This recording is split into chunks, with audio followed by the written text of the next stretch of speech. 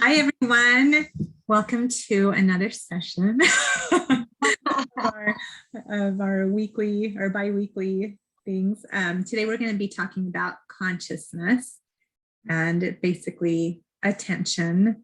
And I'm really excited about today. I think it's going to be a good one. So, but Anita, do you want to start us off? I always feel like it's going to be a good one. Initially, I know I always mention this, and I know that I always, just am so excited to share what we've learned. But the reason we even put this into place is because I needed it personally. Like I knew that this was all going to be tools that would elevate me. And every time I prepare, my mind is blown. And again, we have been doing self-development things for years. And some of the stuff I know, and some of the stuff we have to just be reminded about.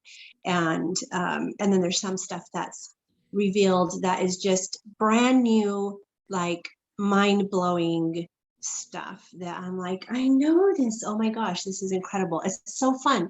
It literally is so fun. So I'm hoping that we can deliver it that way for you too. The reason that we do it is if it's helping us, we want it to help you too. That's why we do this, is because we want to, elevate our circle and our people as much as we can. So like Alicia said, consciousness, basically attention. And it's really, if we are just simply talking about consciousness, it already opens a doorway for us to go into a different area of existence. And so basically what we want to do is step out of autopilot. Okay, we're stepping out of the usual routine. We're not allowing our mind and our body to just go back into the same daily thing. The reason that we're in that daily routine is because it's how we have programmed our mind and our body to survive. And so sometimes we actually have a thought process that kind of prepares us for the worst case scenario, in case the worst case scenario happens, so we can survive it. Isn't that an insane idea? But it's actually just like normal behavior. Like it's absolutely what everybody defaults to, unless you have learned about what consciousness is, unless you are aware and you're paying attention to what kind of program you are running with your mind and your body, and choosing to step out of that for a different outcome. Mm-hmm. Do you want to add anything, Alicia? I mean, that's so great. I don't really know what I can add to that, except the things that we are experiencing can be external things or they can be internal. So that's another thing to be aware of. And really, this all comes down to awareness. That's like the basic thing, right? Is what we've been learning all along.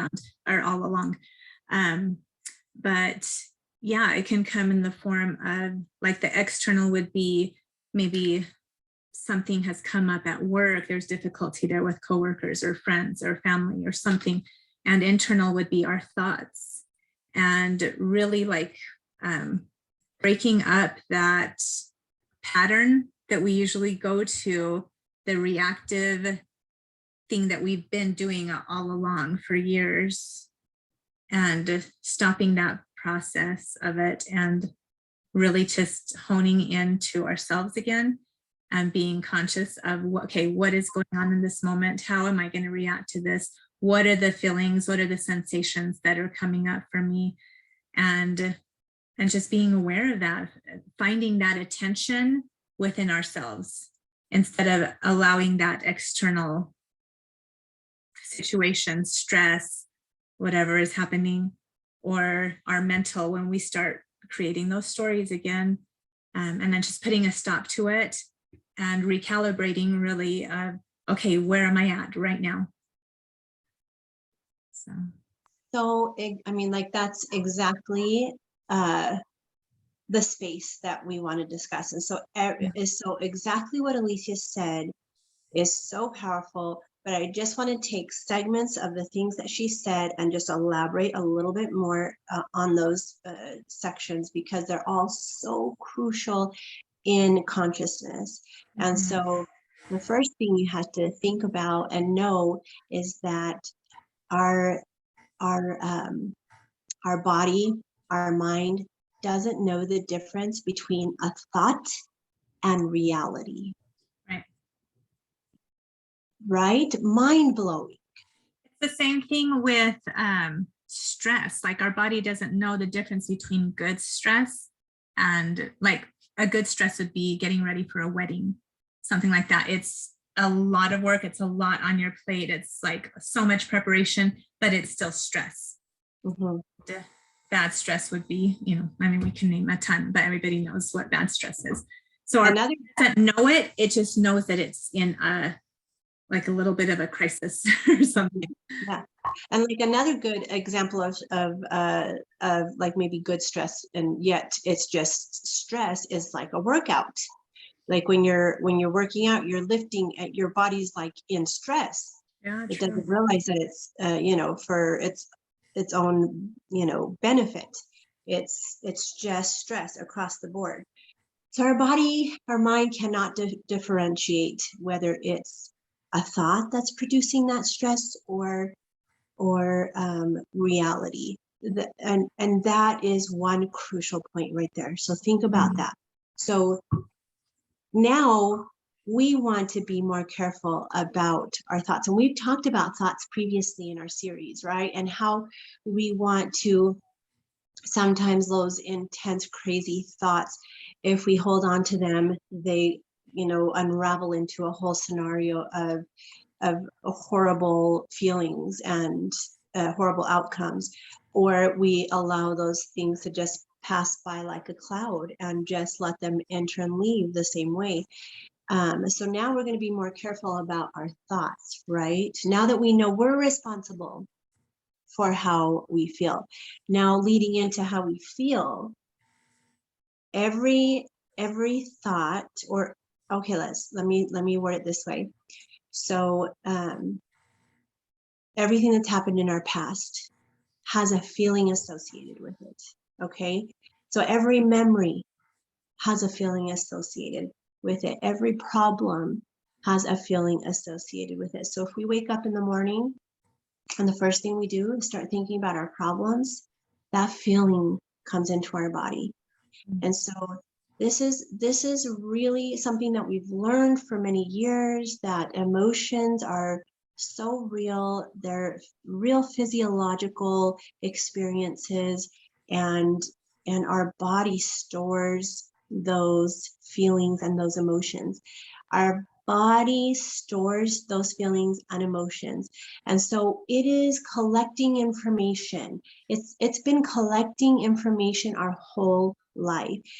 Our body is programmed to protect us, just the same way that our mind is programmed to protect us. Okay, by this could be the worst case scenario, so I'm just going to assume that will happen to me so that I can be okay when it does, you know. And so literally, if our body has been programmed to protect us and we're keeping all those feelings and emotions in different places in our bodies, what do you think happens then? Disease. If we have accumulated all of that heaviness and all that stress and all that fear-based emotion, and we had stored it in our body, and we're holding on to it as supposed armor or for protection against whatever outside external, like Alicia put it, circumstance happens, then okay, here we are, I have my armor up. So that the second point was that I forgot what it was. What did I just go over? Well, can I add to that? Maybe it'll come to. So our body, with everything that you just mentioned, even then our body is giving us signals of the disease that might be coming up, you know, where we have the pain in our stomach constantly, or we're having that tension in our shoulders, or I mean, it could be several different things, but we have those little alarms in our body for a reason.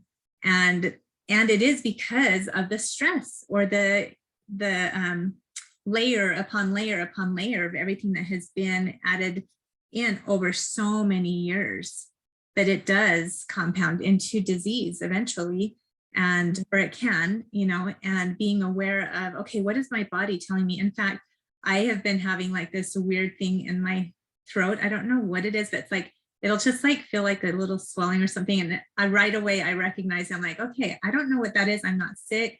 I don't have anything. And it's just like a random thing that I know that it's like a little alarm. And so I have an appointment with the ear, nose, throat doctor to see what it is. And maybe it's nothing, but you never know. Like there's just things. And even when I think about it a little further, it's like, okay, what am I not speaking up, or what am I not saying? Because that's part of my throat chakra, you know, it's something that I'm holding in, that I'm not wanting to verbalize, that is causing something here. So for me, that's like a little awareness of, okay, what do I need to really, it's not just the physical, but it's like the emotional part of things too. Where am I sitting in this moment? But yeah, the signals are a big thing. So now we have our body, you know, prepared. We stored all that, everything that's happened to us in the past in our bodies. We have our mind prepared for a worst case scenario. So that is living unconsciously, because now whenever something comes at us, now we're going to react to that, right? We're going to react. We're going to respond, probably not in a good way, but what we're striving for, and what we're hoping that we're able to unfold here, is living consciously instead of unconsciously, and living in a way of paying attention to what is happening in our bodies, how we're feeling, like Alicia said, what we're thinking, what is our response, and are we, you know, are we reacting or are we responding?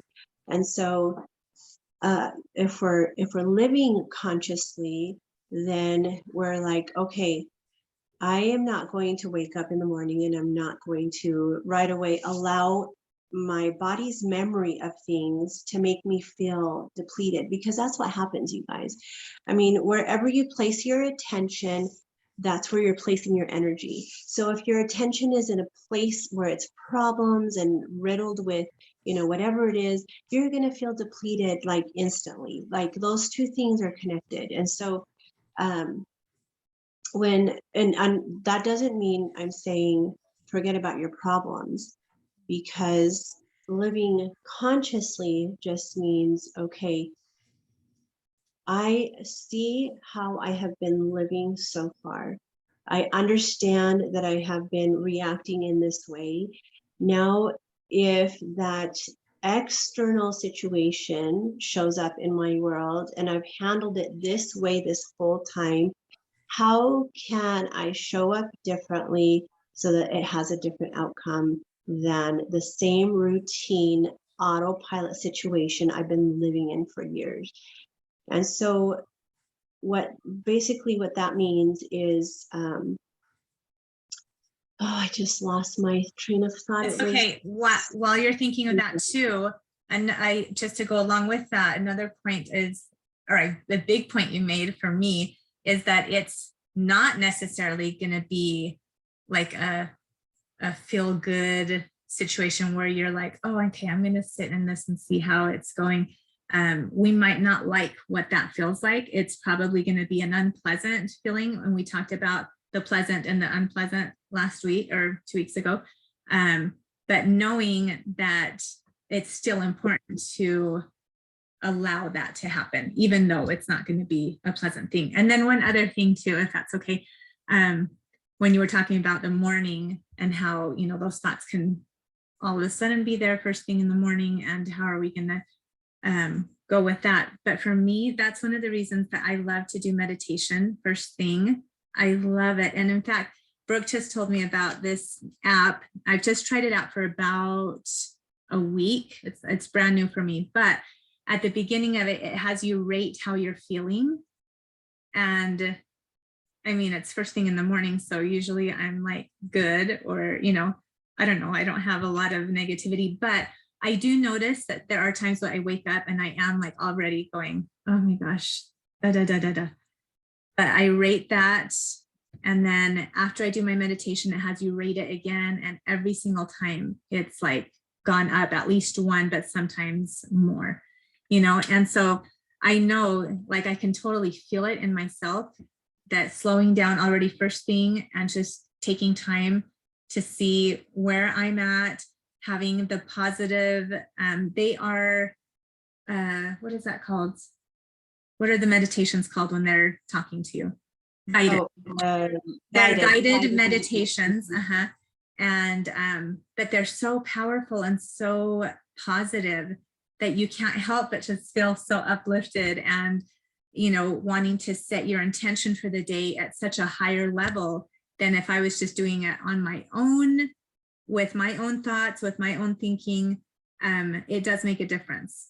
And then taking that into movement with a little bit of yoga. Sometimes I'll only, one that I really love is Yoga with Adriene, and she has like 10-minute yoga flows. And if that's all you have time for, or just a half of that, like a 5-minute, I feel like 5 minutes is better than 0. So if you are able to get on and move your body for even 5 minutes before you get thrown into the day, that is such a big win for me. Yeah, for sure. I love that you're saying all this, and I just feel like this what you're talking about is we need to mention that again at the end. But I want, the reason that I lost my train of thought is because I'm taking such a deep dive into the you know, like trying to explain what literally happens, so that, because that does create consciousness. You know, if we understand how our brain works and how our bodies work, that does create consciousness, and then we can be like, oh, my body's doing that. You know, like for example, I love the fact that you meditate first thing in the morning. That is so beautiful. I love to do that also. I know that you're a lot more consistent with it, and I love too that you said I'm not very negative, because that's part of what makes you so powerful, is because you actually, you know, do go through a lot, but you're not very negative because you have the practices in place, you know, like you have your practices in place that help you become and live a more conscious life. And so, but what I wanted to just mention is I want people to recognize certain parts of their experience, because then that brings the attention. You know what I mean? Like, for instance, when we're living in autopilot, literally that means that we have stored so much information in our body emotionally, that our body is leading our day, that we're mindless in that moment when we're autopilot. Our body is actually just doing the usual things that it is programmed to do. Like right now, this is when I drink my coffee. This is when I, you know, am stressed out because I'm in traffic. This is when I'm this, you know, like our body has the routine in place because it's programmed. And if you're in a place where you're an autopilot, your mind isn't there. And so we want to bring back the mind to be running the show, not the body, right? We want to consciously be living out every moment of our life. And if we're living in the past, then so much of our ability to be in a conscious state is gone, because we are we have basically put ourselves in a prison if we're constantly living in the past. Because if we're living in the past, and here come all those emotions that are put into place of like how that past felt and what it did to us and how we, responded to it at that time, and we're not able to live in the present. And in the present is when we're free.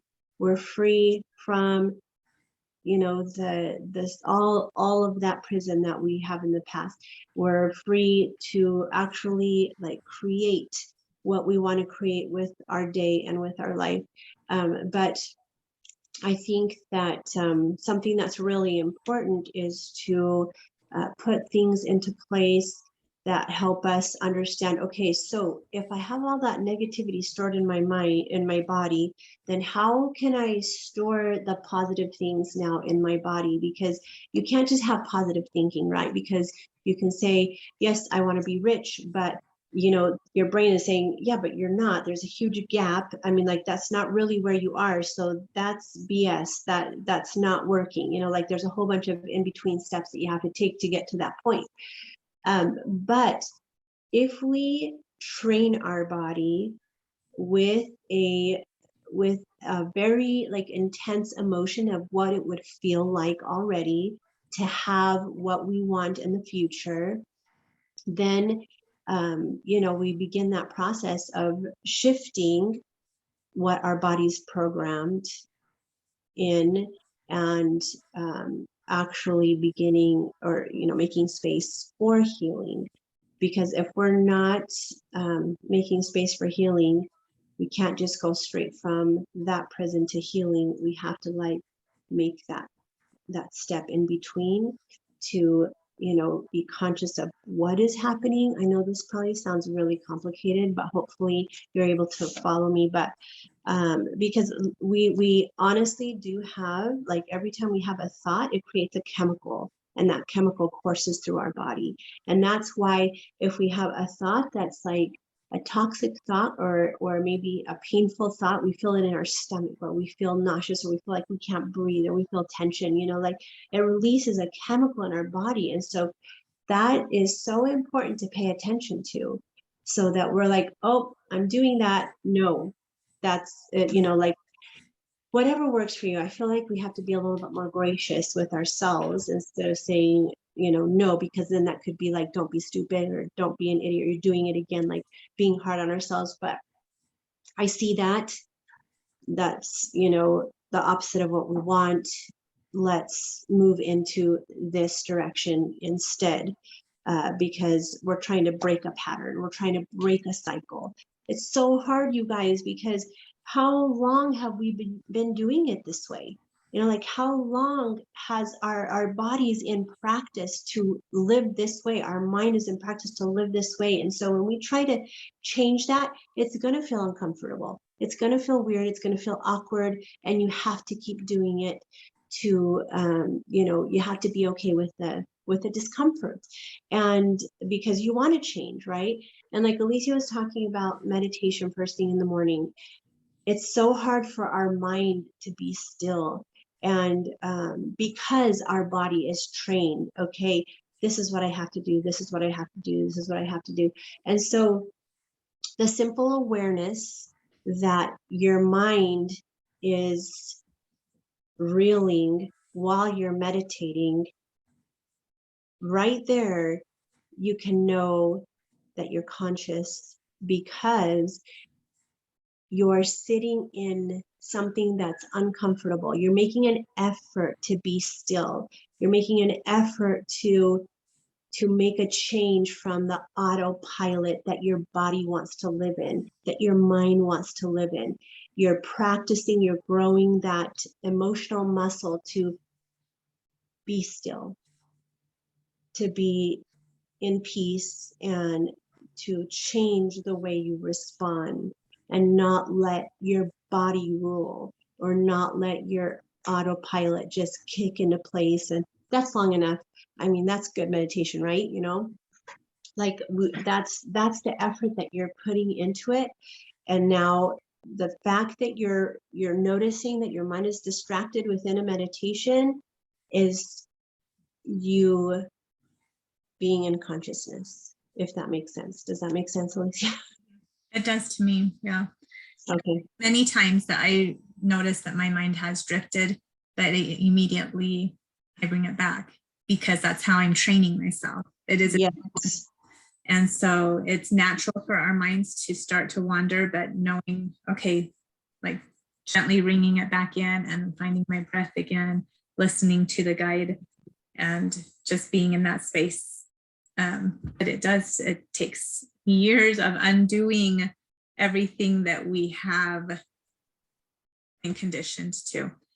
I did want to mention that this is a great time to get our oils out when we're having that, the moment where you were talking about, that you're just like, you start to unravel or something. But in those moments, taking that little drop of oil can like renew something for you. That it does for me anyway, when I know that I'm in a place that I don't want to be mentally, or if I've got those thoughts that are racing through my mind, just smelling an oil is such a powerful thing for me. But also questioning myself, like, okay, what are the things, what am I getting out of this right now? Because a lot of times there is this, like you get something from being in a bad place, if that makes sense. Yes, you do. Yeah, for sure. And so I can't remember the word I'm trying to think of, but like, what is it that like a reward or something like that? Yeah. But realizing that it's not, it's a payoff. Like, what is the payoff? Yes. Why am I acting like this? Why am I doing this? What is the payoff for it? And it's not usually a good thing. And so it's you getting to stay in your addiction. It's you getting to stay mad. It's you getting to, be the victim. Yes. And so, maybe taking that attention and finding out, okay, what am I getting out of this basically? And then how is my body feeling right now? Because if we are able to take those little things step by step, it's going to help us in the long run before a huge blow up happens. It's kind of allowing us to shift little by little as we go along, so that it's not a building up in our body to where we explode at something that's not even that big of a deal, but because we've been holding all of this stuff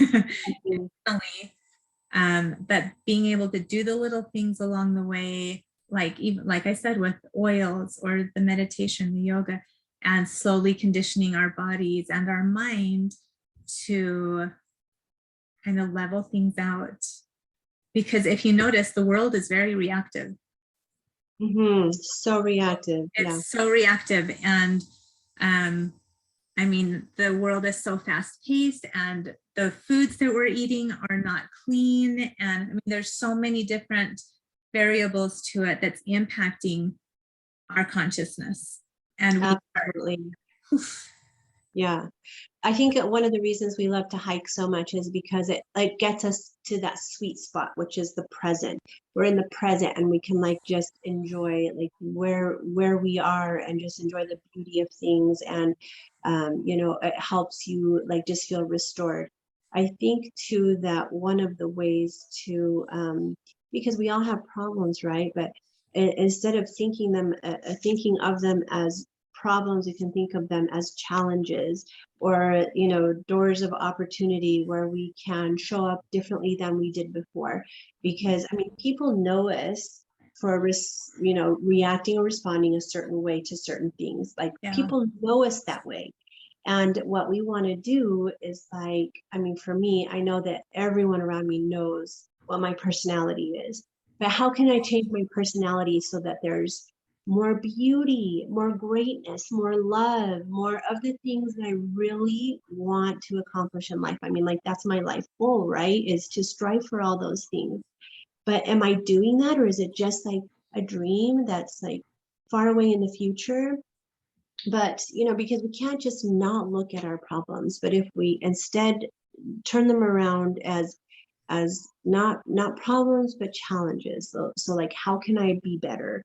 How can I show up in a better way in this situation? Like, we all think that we want, I don't know, for me, I guess I'm just saying, for me, I think, okay, I want all this wisdom, I want all this knowledge. Well, every single day, I mean, like, our life is that learning process to get all that wisdom and to get all that knowledge. Like, this is it. This is the school of life, you know what I mean? And so we're presented with an opportunity every minute of every day of how to handle this moment, and the awareness inside of us to know and like understand our own experience, and how can we grow from that?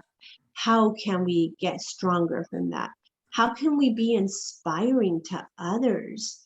Because that's a huge impact that we all want to make too. So it's just, and Alicia said, little by little, and I love that, because that's exactly what it is. It's overcoming, overcoming, overcoming, overcoming every day. It's overcoming until we become more of the person we want to be, and of who we want to how we want our family, our loved ones to see us, and the impact we want to make in the world. I love that. Thank you. I also wanted to bring up an acronym called RAIN, R-A-I-N. Have you heard of it? No? So R, and I know that we talked a little bit or touched a little bit on each of these, so it's kind of a review, but R stands for recognize. So having the ability to wake up consciously, acknowledging at whatever moment that something is happening, to our feelings, to our behaviors, to that present moment, and kind of like coming out of a trance, if you will, like, because we can be in that. Yeah, I mean, that's the word that's coming to mind, is trance. Yeah, totally. Yeah. And then like even pinpointing, is this a flashback, or is this something that I have a fear of? Is this a present or a past experience? What are the feelings that are coming up? And then also noticing or recognizing if our brain is starting to go into that havoc or destructive nature, because it's trying to protect us, like, okay, here comes the worst. So observing that, but even physically, like seeing if our heart is racing, or if we have flushed cheeks, or if we are becoming disassociated with others, disconnected, being aware, basically, again. And then A is allow, and that's to allow whatever thoughts or emotions or feelings or sensations come, and not having any judgments on them, but just experiencing and allowing that to come up, embracing it, having a willingness to just allow it. And how many times are we unwilling to feel and to allow ourselves, to not feel that? So this is doing that. We're allowing those experiences to come up. And I know that it's easier said than done, but just having that ready for us to, like, okay, I'm going to carry an oil with me, because as soon as I start making up the stories or my mind is going crazy, I'm going to stop and smell the oil. So having something in place. And then also knowing that, that it can be like a flood that just comes through you, like this flood of energy that, with that breathing sensation of panic, but again, allowing it and not judging it, but just noticing, okay, why? And that's in the next one, that I'll go over the questions. But there are times I feel like we overprotect ourselves and we don't want to feel things because it is so difficult. And so we brush it away, we ignore it. But in doing that, we're not healing, basically, with things that have happened in the past, and being able to just open up and being brave enough to take a look at it, even if it's just for a little while. Maybe it can increase as we go, and just allowing that little bit of time to sit in it and allow that space, and maybe it can increase as it goes. Okay, so that one is allow, and then investigate is I. And this is getting curious to what is happening in that moment. So how am I experiencing this in my life right now? What emotions are here? What most needs my attention right now? I feel like that's a big one, because sometimes we're putting our attention on things that don't even matter. And we really need to start prioritizing, okay, what needs my attention right now? That's an important one. What do I need to hear right now? And I know that we've talked about this in the past, but even writing it down, knowing what you need to hear is an important thing. So maybe writing something down where you can see it, and it could be a positive affirmation. It could be, call your sister and have a conversation with her, something that, because when we're in that trance, it's hard to sometimes get out of it and be like, I don't want to reach out to anybody. I just want to go to bed and go to sleep. But having something in place, being prepared to help yourself get out of that is very important. Let's see, how can I be with this experience? I think I already said that. And what will it take to get over this?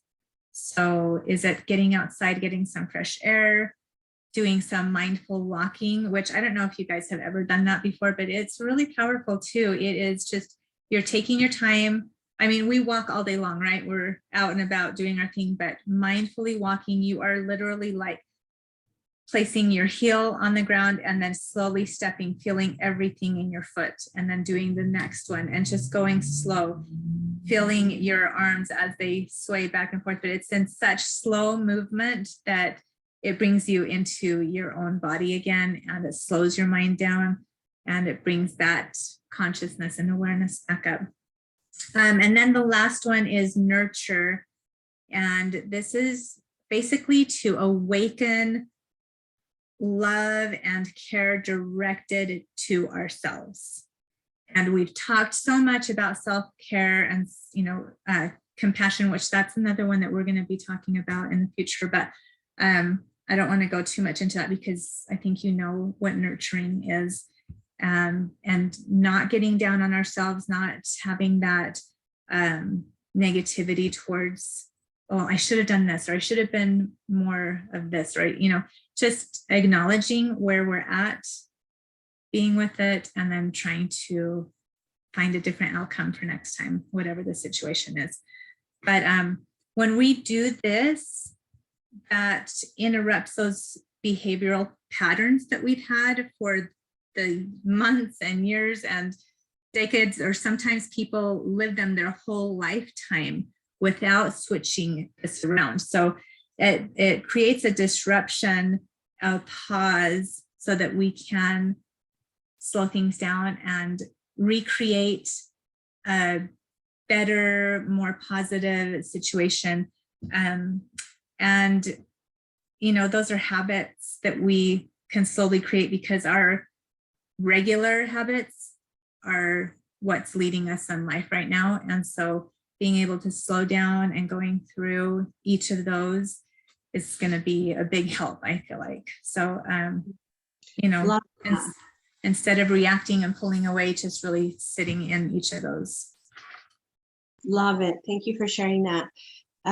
As you were sharing that, I was just thinking about, how those steps are all so crucial, and how it does help us begin to, change course in how we are living out our lives. And then within that, we have to remember, it's so easy for us to go back to, this person's still behaving this way. I can't believe they haven't changed yet. This is what they need to be doing. This is what they need to be doing. Why aren't they doing that? And being kind of in a place of like judgment, first of all, but also putting it all on other people, like the blame on everyone else. And so I feel like the only way for us to make a difference is to turn inward and say, okay, where's my responsibility in this? Because we are pure energy. And if we're living out saying, you know, like from our bodies out, if we're saying you're doing this wrong, your shortcomings are here, this is where you're not good enough, this is where you're not up to where you need to be, that's your energy that you're giving out. And where does it leave those people in your life? Where does it give them a chance to be different, or where does it give them a chance to be hopeful, or where is there an opportunity for something new? There's not. We are responsible for the energy that, you know, comes out from us. And so as we heal and shift those areas, that's the energy that ripples out from us. And then you get attention, like, oh my gosh, you might at first get resistance. Like, why are you doing that? Why are you being that way? You know, like, that doesn't make sense. You should be mad, or you should be, you know, this way. It doesn't make sense to them. But in the long run, all of a sudden they're like attracted to you, or like drawn to you, or, you know, just because of who you're being and the energy that you're giving off. And so, like, it's the most effective way. The most effective way to make a difference in the people's lives that you're around is to, like, be the change. I know that that's so, like, a common phrase, but it's so true, and it's so deeper than be the change. Like, start there. The moment that you find yourself judging someone else, or noticing that someone has faults, go into you, because that is where you realize consciously that you have work to do. The other thing along with that is that if we're putting expectations on others, we're always going to be disappointed, because they might not even know what our expectations are of how they should be behaving and where they should be by now, and why aren't they doing all of that. I mean, we have no control over that, and that's just damaging ourselves, because we can't have those kind of expectations on other people. We can only have, you know, what we can do for ourselves. So Yeah, for sure. But that's all I have for today. Do you have other stuff that you wanted to? Oh, that. Hopefully that wasn't too, I feel like there was an area where it was a little bit overly complicated, but I hope it wasn't. So we wish you all the best for this week. Have a wonderful Monday. Thanks for joining us. We love doing this with you, and we'll see you in 2 weeks from today. Bye.